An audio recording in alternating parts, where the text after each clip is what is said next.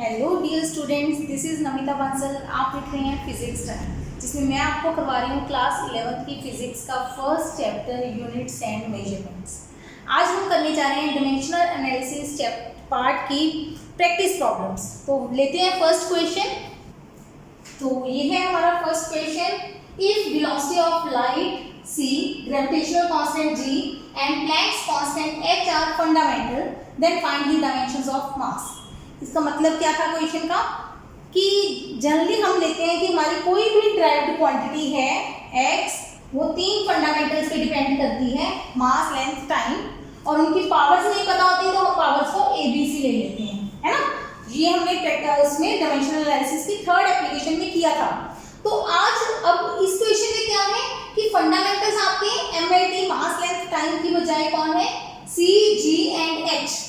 तो हमने मास को इनकी फॉर्म में एक्सप्रेस करना है।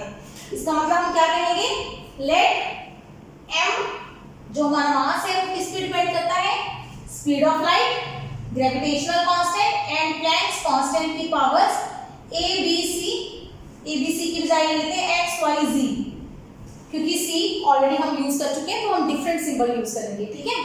तो अब हमारे फंडामेंटल्स कौन है, c, g और h। तो हम पहले उनकी डायमेंशंस लिख लेते हैं। c speed of light, speed होती है LT-1। g ग्रेविटेशनल कांस्टेंट, वो हो गया हमारा m-1 L3T-2, है ना।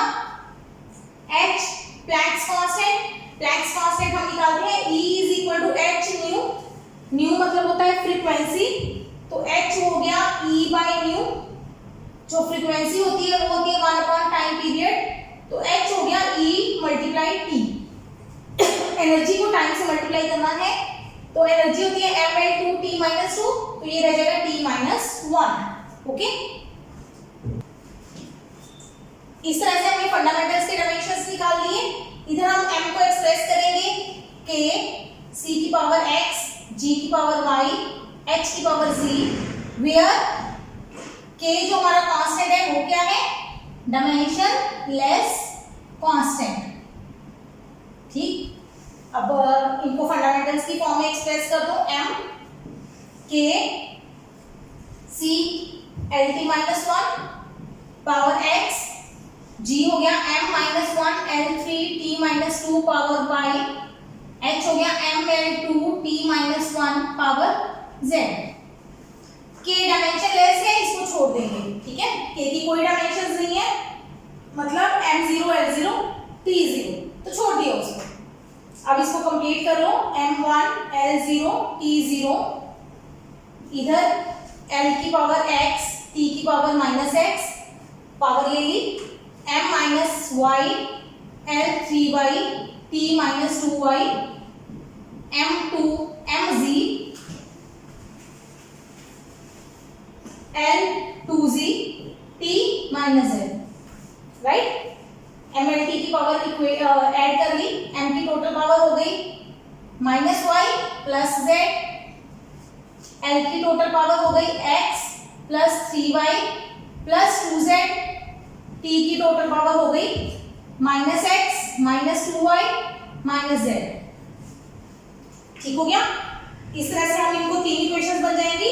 1 = -y + z, 0 = x + 3y + 2z, और 0 t की पावर हो जाएगी -x - 2y - z। अंडरस्टैंड। इस तरह से हमारे पास तीन इक्वेशंस आ गई। वेरिएबल कितनी है, तीन इक्वेशन से इसको सॉल्व कर लेंगे। कैसे सॉल्व करेंगे, इजी मेथड। पहले ये दो इक्वेशंस ले लेते हैं। पहली इक्वेशन में कौन है, y और z, सेकंड और थर्ड में x, y, z तीनों हैं। तो हम पहले इन दोनों इक्वेशंस को सॉल्व करके x को एलिमिनेट कर देंगे, खत्म कर देंगे। कैसे, ऐड कर दो इन दोनों को, ऐड करोगे तो क्या बन जाएगा, 0, x कट गया, y + z। तुम्हारे पास आ गई दो equations, -y + z = 1, y + z = 0। Again add कर दो इन दोनों को, ये कट जाएगा, ऐड कर दो, 2z = 1, तो z आ गया हमारे पास 1/2। क्लियर। इस तरीके से अगर आपके पास z आ गया तो यहाँ से y निकल जाएगा, यहाँ कह सकते हैं y प्लस जेड 0 है तो y हो जाएगा माइनस जेड, मतलब y हो जाएगा माइनस हाफ। क्लियर? y और z निकल गए तो एक इक्वेशन, किसी भी एक इक्वेशन को पकड़ लो, उसमें सब्स्टिट्यूट कर दो, x निकल जाएगा। मैं फर्स्ट इक्वेशन में पुट कर रही हूँ इन दोनों में से, 0 is equal to x plus 3y, y कितना है माइनस हाफ, तो मतलब बन गया माइनस 3/2 प्लस 2z, 2 से मल्टीप्लाई करेंगे 1 तो बन गया माइनस 3/2 प्लस 1, कैसे करेंगे 2 माइनस 3 प्लस 2 माइनस हाफ, तो x बन गया हाफ। हमारा काम क्या था, x y z सॉल्व करना, तो हमारा मास आ जाएगा फॉर्मूले में, यहाँ पे हम x y z की वैल्यू सब्स्टिट्यूट कर देंगे, x हो जाएगा हाफ, y हो जाएगा माइनस हाफ और z हो जाएगा हाफ, तो ये हो गया हमारा answer. Clear? Just calculation part है, आपको ये देखना है कि x y z की वैल्यूज कैसे निकालनी है। प्रैक्टिस करोगे बहुत सारे क्वेश्चंस तो आ जाएंगे, ठीक है, नोट कर लो इसको। Second problem was Stokes law. Stokes law क्या होता है, ये किस में लगता है, फ्लूइड्स में। जब कोई, आपने देखा होगा, अगर हम जैसे कोई भी लिक्विड ले लो कंटेनर में, किसी भी ग्लास में या किसी भी बड़े कंटेनर में आपने लिक्विड ले लिया, आप उसको सेंटर से हिलाओ, हिला दिया आपने, कुछ देर बाद वो रुक जाएगा, ठीक है। वो क्यों रुकता है, ड्यू टू विस्कस फोर्स। ये विस्कस जो होती है वो क्या होती है, internal friction that is formed in fluid. जो चीजें फ्लो करती हैं उसमें एक विस्कस फोर्स लगती है, जिसके कारण फ्रिक्शनल फोर्स है वो रोक जाती, चीजों को जो उनका मोशन है उसको रोकने की कोशिश करती है, ठीक है। डिटेल में हम इसकी प्रॉपर्टीज ऑफ मेटल चैप्टर में, फ्लूइड चैप्टर में पढ़ेंगे इसकी डिटेल। एनीहाउ, अब हमारे पास क्वेश्चन क्या है, viscous force depends upon eta, coefficient of viscosity. अब ईटा की डायमेंशन मैंने आपको दे दी थी, ml-1 t-1, ओके। फिर भी अगर भूल जाओ तो ये फॉर्मूला याद रख लो, F is equal to eta a dv by dx। ये क्या है, F is force, eta coefficient of viscosity, a area of layers, dv by dx velocity gradient कहते हैं इसको क्या कहते हैं, वेलोसिटी ग्रेडियंट है क्या, velocity divided by distance, velocity divided by distance. तो ईटा क्या बन गया, F divided by area, dv नीचे आ जाएगा, dx ऊपर चला जाएगा। अब जल्दी से इनकी डायमेंशन पुट करते हैं, ml-t-2 फोर्स हो गई, dx distance, length, area is l square, dv l-t-1, l के साथ l कैंसिल, नीचे l स्क्वायर है, ऊपर l 1 है तो l-1 आ जाएगा, t की -2 है, t की -1 है तो t की टोटल पावर -1 आ जाएगी, राइट। इस तरह से हम ईटा के डायमेंशन निकाल सकते हैं, वैसे इसको याद कर लेना। अब जल्दी से आते हैं क्वेश्चन में, क्वेश्चन बहुत इजी है। Force is proportional to eta, radius और वेलोसिटी, तीन ही फैक्टर है। प्रोपोर्शनैलिटी हटाएंगे तो कांस्टेंट k लग जाएगा, है ना, where k is dimensionless constant, लिख देना, डायमेंशन पुट कर दो, ml-t-2 k any ईटा ml-1 t-1 r l हो गया, velocity l-t-1 power c, power solve कर दो, ma l-a t-a, इधर l b, इधर l c t-c, ठीक है ना। अब तो प्रैक्टिस हो गई होगी, m1 l1 t-2 ma l a plus b plus c t a c, ठीक है।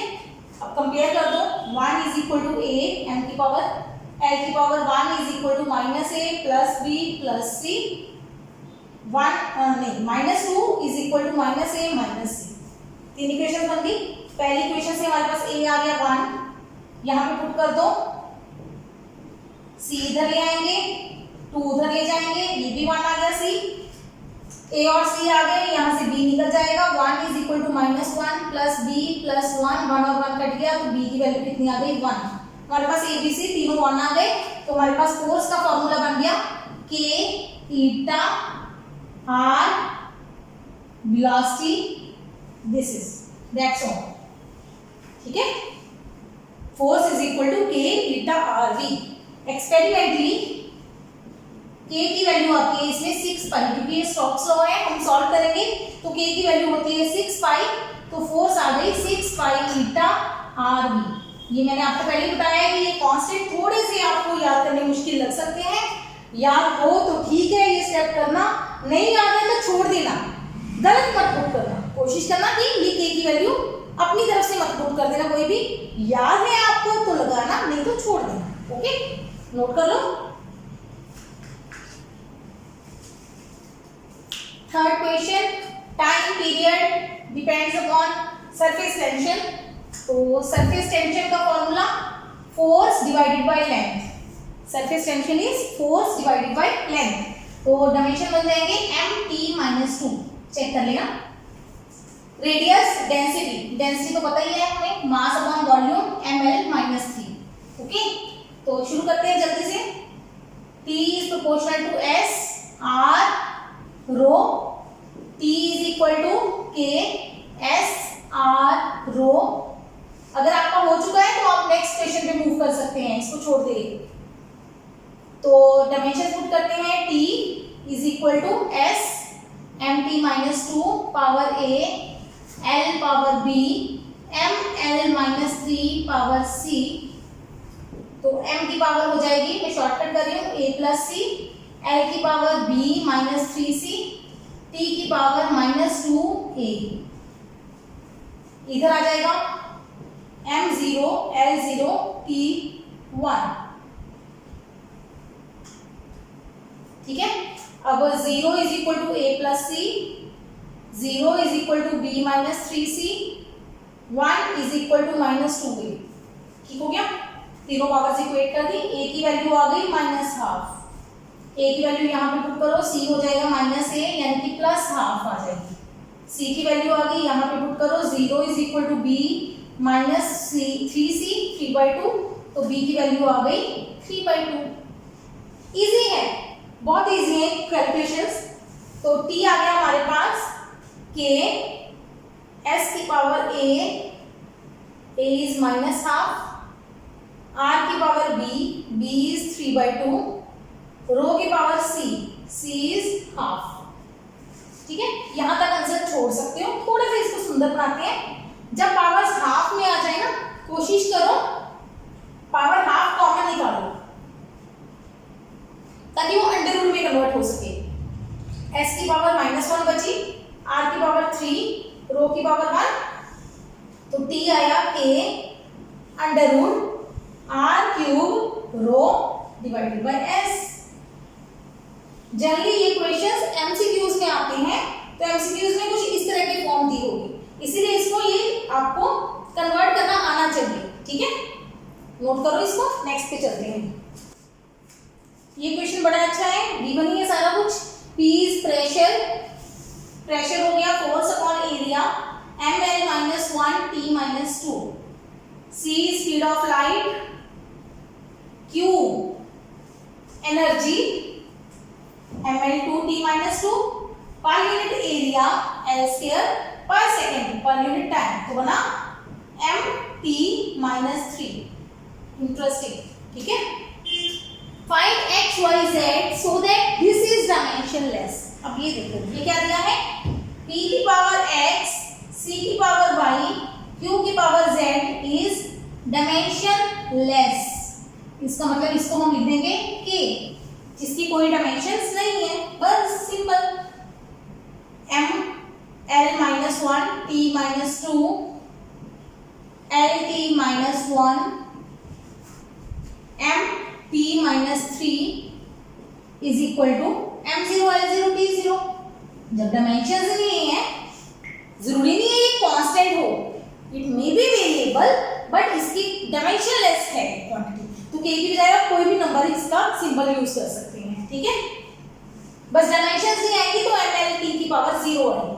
अब इसको सॉल्व करें, पावर सेपरेट कर देते हैं जल्दी से. m की power x plus z, l की power -x plus y, t की पावर -2x -y -3z.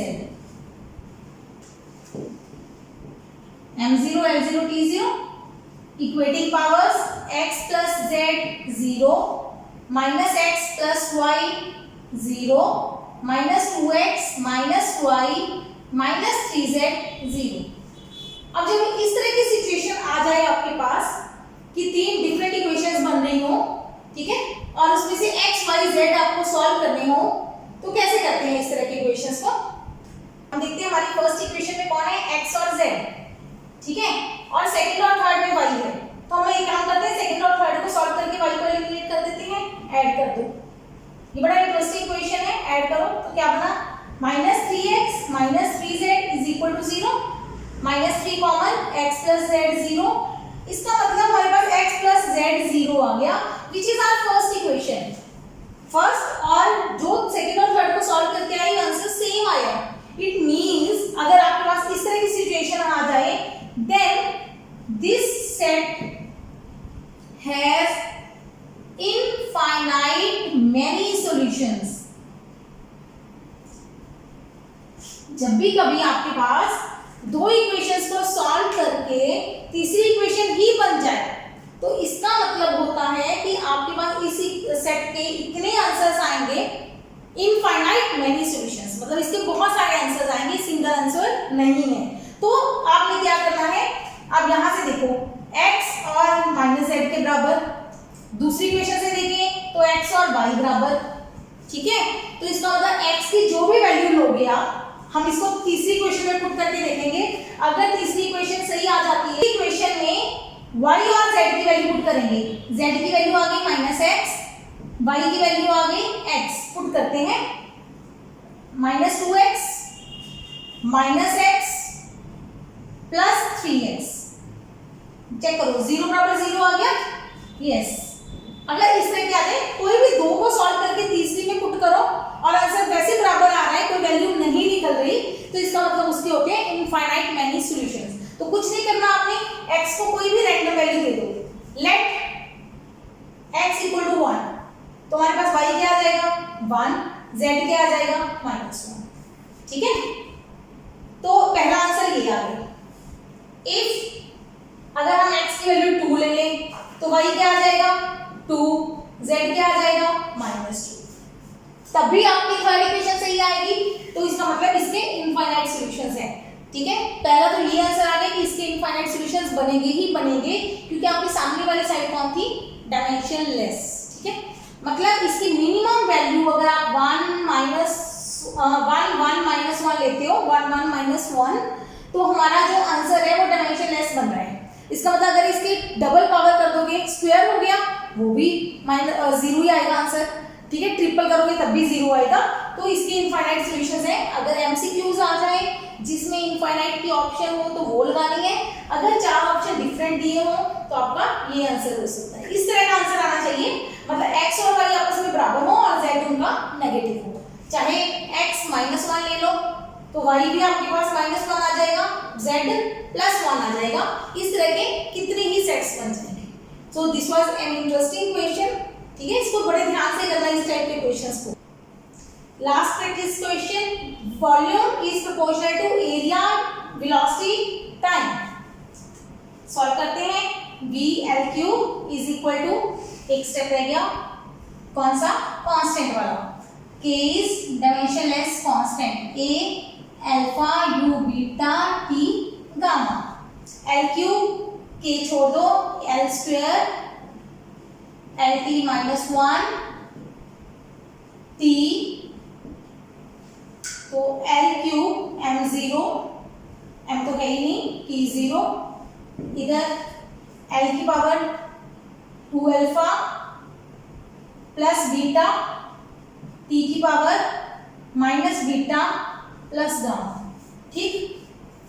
तो हमारे पास 3 = 2 alpha plus beta, 0 = minus beta plus gamma. बस दो इक्वेशन आएंगे, वेरिएबल 3 है, तो इसका मतलब इसको हम सॉल्व नहीं करेंगे, सिर्फ इसके इनफाइनाइट सॉल्यूशंस आएंगे। तो हमारे पास बीटा किसके बराबर आ गया, गामा के। बीटा और गामा के आगे इक्वल। चलो एक स्टेप तो पूरा हो गया। अब बीटा और गामा को पुट कर दो, और तो हमारे पास आया 2 अल्फा = 3 - बीटा, तो alpha is equal to 3 minus beta by 2। ठीक है, इसको सॉल्व करके देख लेते हैं। मान लो बीटा 1 है तो अल्फा क्या आया 3 माइनस 1 बाई 2, 2 बाई 2, अल्फा और बीटा बराबर आ गए। अब बीटा को ले लेते हैं 2, तो अल्फा क्या आया 3 माइनस 2 बाई 2, 1 बाई 2। तो अल्फा और बीटा जनरली बराबर नहीं है, अल्फा और बीटा बराबर नहीं है, पर बीटा और गामा हमेशा क्या है इक्वल। ठीक है, इस तरह से इसको सॉल्व करेंगे। ये चेक करके दिखाया है, सिर्फ आपको करने की जरूरत नहीं है। यहाँ से देखो अल्फा और बीटा बराबर नहीं है तो लिख दो alpha is not equal to beta, पर बीटा और गामा बराबर है तो हमारे पास ये कंडीशन सॉल्व होगी। ठीक है, अब डायमेंशनल एनालिसिस की प्रैक्टिस प्रॉब्लम्स के बाद मैं आपको कुछ क्वेश्चंस करवा रही हूँ सिग्निफिकेंट फिगर्स के। कुछ स्टूडेंट्स की क्वेरीज आ रही थी कि हमें कुछ रूल्स क्लियर नहीं हुए, तो सिग्निफिकेंट फिगर्स के रूल्स की एक बार छोटी सी रेपिटेशन दे रही हूँ। क्या है, पहली बात तो जब भी आपने सिग्निफिकेंट फिगर्स निकालनी है वो कब किसकी निकलती है सिग्निफिकेंट फिगर्स, जो वैल्यू मेजरमेंट में आती है, मतलब जिसको आप मेजर करते हो। मेजर चाहे लेंथ कर रहे हो, टाइम कर रहे हो, चाहे आप मास कर रहे हो, एरिया कर रहे हो, कुछ भी जो भी चीज़ मेजर कर रहे हो उसमें हम नोट करेंगे सिग्निफिकेंट फिगर्स का कॉन्सेप्ट। जो भी नंबर्स प्योर फॉर्मूलाज हैं, पाई की वैल्यू है, इन चीज़ों में हम सिग्निफिकेंट फिगर्स का रूल नहीं लगाते। Be clear about this. ठीक है, सिग्निफिकेंट फिगर सिर्फ किस में काम आएगी, जब आप कोई मेजरमेंट करते हो उसमें लगानी है आपको। क्या मतलब है इसका, मैंने बोला 2 की सिग्निफिकेंट फिगर कितनी है 1 सिग्निफिकेंट फिगर, बिल्कुल, लेकिन कब, जब आपने 2 को मेजर किया है, किसी भी तरह की मेजरमेंट की है, काउंट किया है, कुछ लेंथ है 2 सेंटीमीटर, कुछ भी जो भी चीज आपने मेजर की है, तब आप 2 की सिग्निफिकेंट फिगर कितनी लगाएंगे 1। ठीक है, कैसे समझेंगे इस चीज को, मान लीजिए हमारे पास एक इंच टेप होता है, देखा होगा सबने, उसके एक साइड में ना इंचीज होते हैं लिखे हुए, इंचीज ऐसे होते हैं, 8 पार्ट में डिवाइड होते हैं, नॉर्मली 10 में होते हैं ना, इंचीज में अलग कॉन्सेप्ट चलता है, ऐसे कुछ ऐसे। ठीक है, चलो इंच टेप का अगर दूसरी वाली साइड लगाओ, वाइड साइड, तो उसमें आपको सेंटीमीटर्स की लाइंस लगेंगे, ऐसे 1-1 सेंटीमीटर भी गैप होता है वाइड वाली साइड पे इंच टेप की। ठीक है, तो इसका मतलब क्या है, वो हमारे पास मान लो यहाँ तक लेंथ है, कोई पीस है वो यहाँ तक है, ये 0 था, ये 1 2 3 4 5, हमारी जो चीज है उसकी कोई भी हमारे पास बॉडी है, उसकी लेंथ है 4 और 5 सेंटीमीटर के बीच में है, but you are not sure, कोई इसको 4 लिखेगा, कोई 5 लिखेगा, कुछ भी लिखोगे आप सेंटीमीटर्स में, कोई कहेगा नहीं जी 4 से ज्यादा है, 5 से कम है, तो मैं 4.5 सेंटीमीटर लिखूंगा। ठीक है, कोई कहेगा नहीं मैं इसको 4.5 से हाफ से ज्यादा लग रहा है, मैं इसको 4.7 सेंटीमीटर लिखूंगा। ठीक है, ये आपकी मर्जी है ना, आपने अपनी मर्जी चला दी, लेकिन साइंटिफिकली हम कहते हैं ये मेजरमेंट हम नहीं लिख सकते। हमारे पास कौन से डिजिट्स है, 4 है और 5 है, तो 4 सेंटीमीटर या 5 सेंटीमीटर ही लिख सकते हो आप इसको। तो ये आपने लेंथ मेजर की है, मेरा काम सिर्फ कितना समझाना है, लेंथ आपने मेजर की है, तो हम इसकी सिग्निफिकेंट फिगर कितनी लिखेंगे 1 सेंटीमीटर, 1 नंबर है सिग्निफिकेंट फिगर। ठीक है, मतलब एक ही डिजिट है जिसके बारे में आप श्योर हो, इसके बारे में आप कॉन्फिडेंट हो कि 4 है।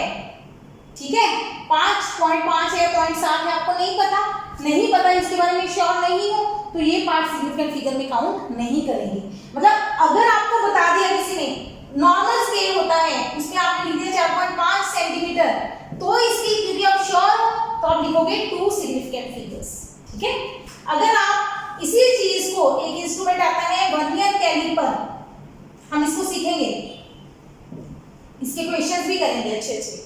वर्नियर कैलिपर, अगर वर्नियर कैलिपर से इसी चीज को आप मेजर करो, आप बता सकते हो ये 4.53 सेंटीमीटर है, मतलब 2 डेसिमल तक जा सकते हो।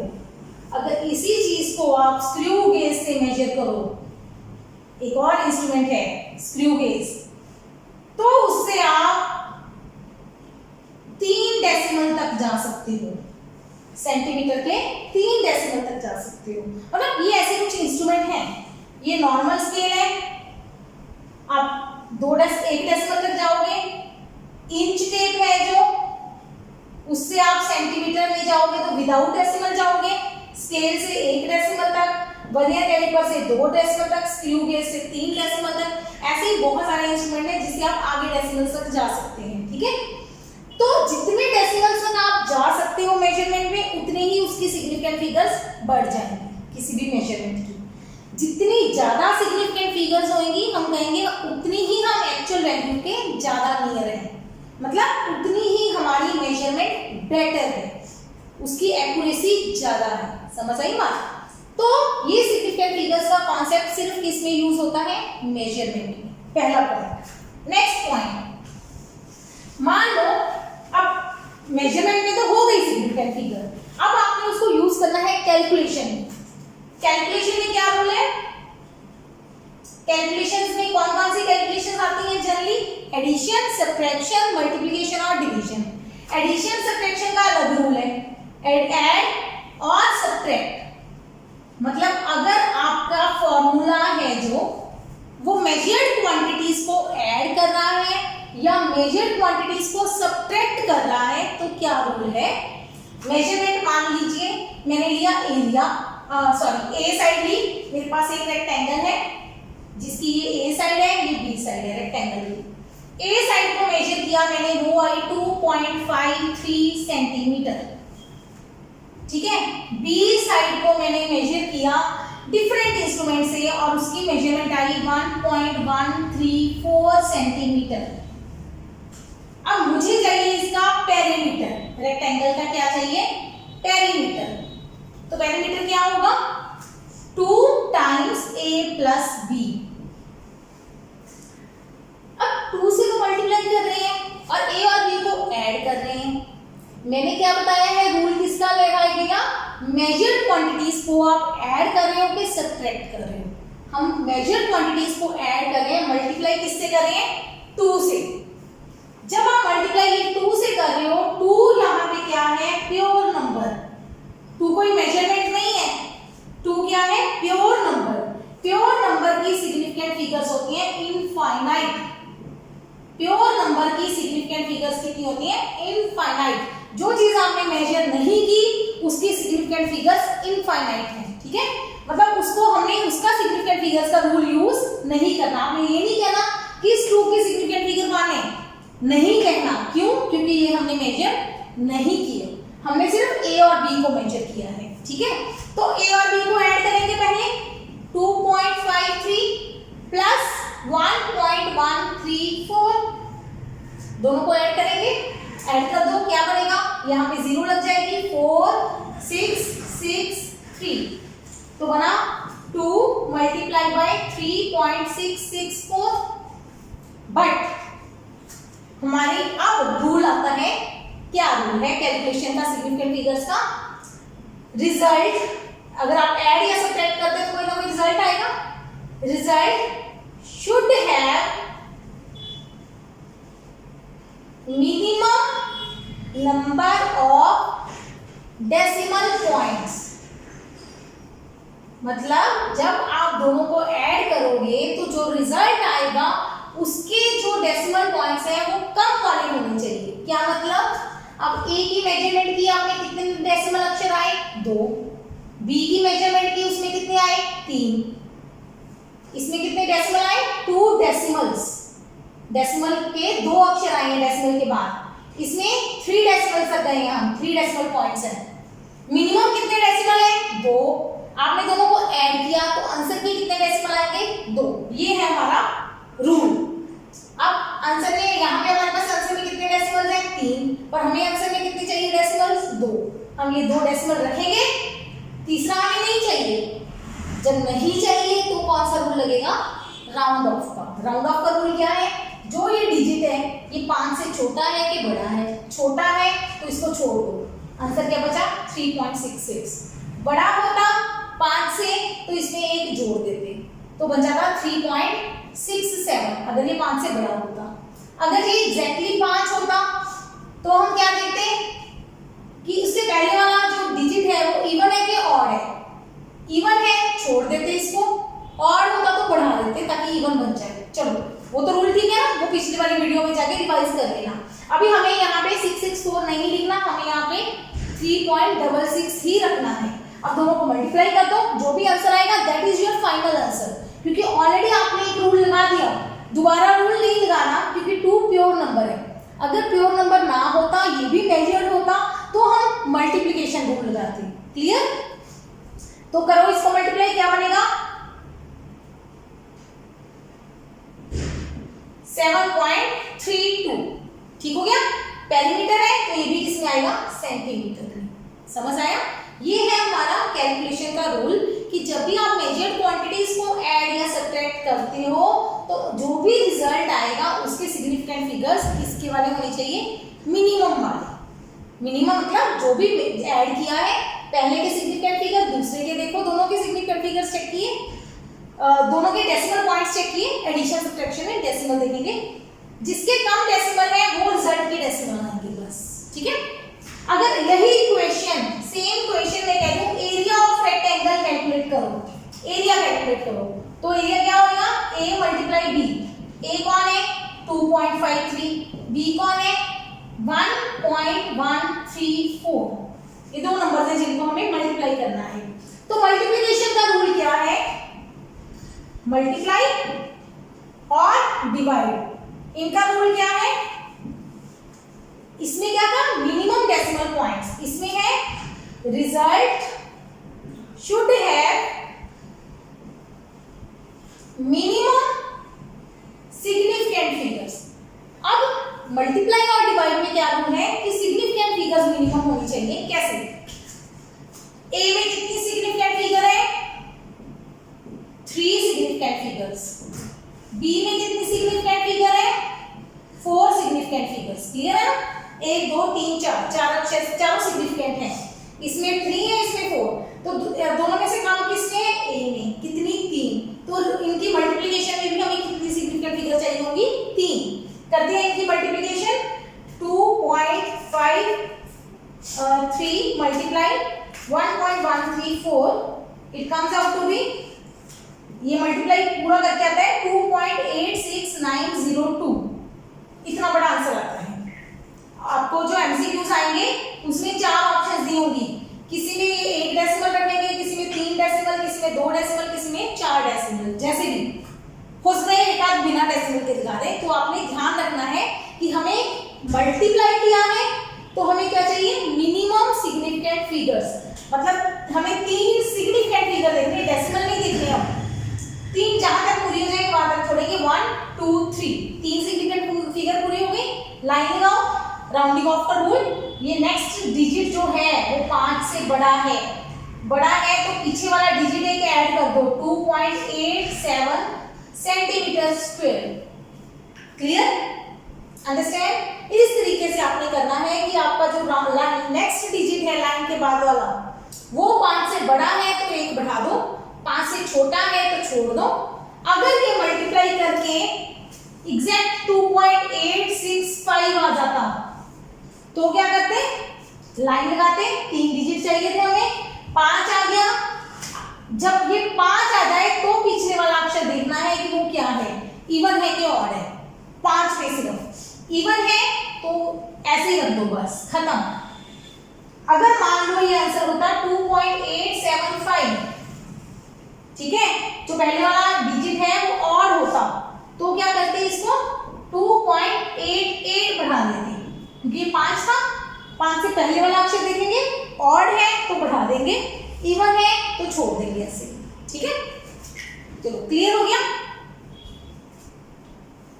आइए इसके कुछ क्वेश्चंस करते हैं सिग्निफिकेंट फिगर्स के। ऐड दीज 2 नंबर्स, देखने में बहुत इजी लग रहा है भी इजी। 9.99 प्लस 0.0099 ऐड करेंगे 9.9999, बिल्कुल ठीक। लेकिन हमें चाहिए सिग्निफिकेंट फिगर्स का रूल किस में लगाना है, एडिशन में। एडिशन में क्या देखते हैं आप, डेसिमल पॉइंट्स। इसमें कितने डेसिमल हैं, 2, इसमें कितने डेसिमल हैं, 4। तो आंसर में कितने डेसिमल चाहिए हमें, मिनिमम वाले, यानी कि 2 डेसिमल चाहिए। लगाएंगे 2 डेसिमल, ये 2 हो गए। सिग्निफिकेंट फिगर नहीं काउंट करेंगे, डेसिमल देखेंगे, 2 डेसिमल लाइन लगाई, पीछे कौन है 9, 9 के कारण पहले वाला डिजिट बढ़ जाएगा, 5 से बड़ा है, ये बढ़ाएंगे, ये 9 से बन जाएगा 10, 0 आ जाएगी, 1 कैरी हो जाएगा, ये भी 9 और 1 10 बन गया, फिर 0 आ जाएगी, 1 बढ़ गया, 9 और 1 10, तो बन गया आंसर 10.00 मीटर। समझ आया? ठीक, चलो next, side of cube is this, find surface area और वॉल्यूम। पहले हमें क्यूब का सरफेस एरिया चाहिए। सरफेस एरिया का फॉर्मूला कैसे निकालते हैं? वैसे फॉर्मूला होता है 6 × L², साइड स्क्वायर। क्यूब होता है एक स्क्वायर, दूसरा स्क्वायर, तीसरा, चौथा, पांचवा और छठा, 6 स्क्वायर बन गए। Top, bottom, front, back, left और राइट, ठीक है, 6 स्क्वायर। तो हर स्क्वायर का एरिया साइड स्क्वायर L², तो टोटल सरफेस एरिया हो गया 6L²। अब ध्यान देना, इसमें क्या करेंगे, 6 × L यही लगाएंगे रूल। अब मल्टीप्लिकेशन में कौन सा रूल लगता है? सिग्निफिकेंट फिगर्स का। बी केयरफुल, जो इसमें ये 6 नंबर लिखा है उसकी सिग्निफिकेंट फिगर हमने नहीं देखनी। ये कह लो अगर देखनी है तो कितनी सिग्निफिकेंट फिगर है, क्योंकि ये मेजर्ड नहीं है तो इसकी कितनी है, इनफाइनाइट। इनफाइनाइट, इसकी कितनी सिग्निफिकेंट फिगर है, 4, इसकी कितनी है 4। मिनिमम सिग्निफिकेंट फिगर कितनी है, इन्फिनिटी तो बहुत बड़ा होता है, मिनिमम कितनी है 4, तो आंसर की सिग्निफिकेंट फिगर कितनी आएगी 4। देखिए इसका आंसर निकालते हैं। नॉर्मल कैलकुलेटर आपके एग्जाम में भी अलाउड होता है, सिंपल कैलकुलेटर, मल्टीप्लाई 5.402, तो आंसर आता है हमारा 175.089624, जो भी है, ठीक है। हमें क्या करना है, हमें 4 सिग्निफिकेंट फिगर चाहिए, क्योंकि मल्टीप्लाई है 1 2 3 4, 4 चाहिए। लाइन लगाओ, कौन है 8 5 से बड़ा है, तो बन जाएगा 175.1 सेंटीमीटर स्क्वायर। यूनिट नहीं भूलने, इसके भी नंबर कट जाएंगे अदरवाइज, ठीक है। 0 था, 8 है, 5 से बड़ा है तो 1 बढ़ा दिया, 1 कर दिया इसको। सेकेंड इज चाहिए हमें वॉल्यूम। वॉल्यूम होता है 5L³, साइड का क्यूब, 5.402 का क्यूब। क्यूब भी मल्टीप्लाई होता है, मल्टीप्लाई में रूल क्या लगता है, सिग्निफिकेंट फिगर्स का। तीनों नंबर सेम है जिनको मल्टीप्लाई कर रहे हैं, तीनों की 4 सिग्निफिकेंट फिगर है, तो आंसर की भी 4 आएंगी। देखते हैं आंसर, 5.402 मल्टीप्लाई 5.402 मल्टीप्लाई 5.402, हाँ 5.402, ये बन गया 157.63902। बहुत बड़ा है, छोड़ो, हमें 4 डिजिट चाहिए, 1 2 3 4 यहाँ तक चाहिए। ये लाइन लगाई, ये नंबर कौन है 3, 5 से छोटा है, ये सिर्फ नेक्स्ट डिजिट देखना है, 5 से छोटा है तो इसको छोड़ दो। 157.6 सेंटीमीटर क्यूब, ठीक है। चलिए नेक्स्ट पे, इसमें सिंपल क्वेश्चन है, इसमें सिग्निफिकेंट फिगर चाहिए हमें कितनी है। जब भी कोई साइंटिफिक नोटेशन में या इसको एक्सपोनेंशियल नोटेशन बोलते हैं, दिया हो नंबर, तो पीछे वाला नंबर नहीं देखना हमने, 10 की पावर नहीं देखनी, सिर्फ ये देखने हैं। तो कितनी सिग्निफिकेंट फिगर है 1 2 3 4 5, आंसर सिंपल 5 सिग्निफिकेंट फिगर्स, ठीक है। नेक्स्ट क्वेश्चन, ये आपने इलेक्ट्रिसिटी में पढ़ा होगा 10th क्लास में। आर रेजिस्टेंस दिया हुआ है, I current, find V, V होता है पोटेंशियल डिफरेंस। करंट और रेजिस्टेंस दिया है, वी निकालना है potential difference. Formula V is equal to I R. इस पूरे पार्ट में कुछ फॉर्मूले ऐसे आएंगे जो आपने 9th 10th में पढ़े होंगे, नहीं पढ़े +1 +2 में पढ़ोगे तो उसको कुछ फॉर्मूले आप लर्न कर लेना। Voltage is equal to current into resistance, multiply तो सिंपल है, रूल कौन सा लगाएगा, प्रोडक्ट का। इसमें कितनी सिग्निफिकेंट फिगर्स है 5, इसमें कितनी सिग्निफिकेंट फिगर्स है 3, मिनिमम कितनी है 3, तो आंसर में कितनी सिग्निफिकेंट फिगर चाहिए हमें 3। मल्टीप्लाई करते हैं 10.845 मल्टीप्लाई 3.23, आंसर आया 35.02935। हमें 3 आंसर चाहिए, 1 2 3 यहाँ तक चाहिए, ये नहीं चाहिए, लाइन लगाई। ये कौन है? नंबर 2, 5 से छोटा है, छोड़ दो। 35.0 वोल्टेज पोटेंशियल डिफरेंस का यूनिट होता है वोल्ट। ठीक है, ये हमारा आंसर आ गया। ठीक है, तो इस तरह के क्वेश्चन प्रैक्टिस करो। जो भी आपके डाउट्स हो मुझे मेल करो। Keep watching, keep learning. Till then take care.